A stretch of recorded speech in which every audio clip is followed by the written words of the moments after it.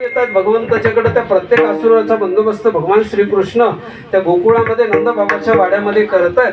भगवान श्रीकृष्णांची 5वी झाली. 1 महिना म्हणजे 1.25 महिना पूर्ण झाला. तृणावर्त नावाचा असुर आला, शक्तासुर नावाचा असुर आला.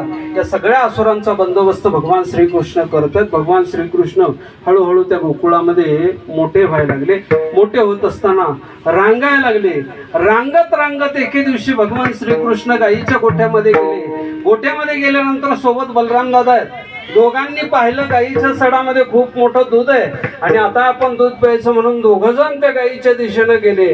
भगवंतांनी पाहिलं आता गायीचं दूध आपल्याला प्यायला काही हरकत नाही, म्हणून भगवान त्या गायीच्या काशेमध्ये गेले आणि गायीच्या पायाला पकडून भगवान त्या गायीच्या काशेला तिच्या सडाला तोंड लावतात आणि दूध ओढायला सुरुवात करतात. इकडे बलराम दादा पाठीमागून येतात आणि गायीचं जे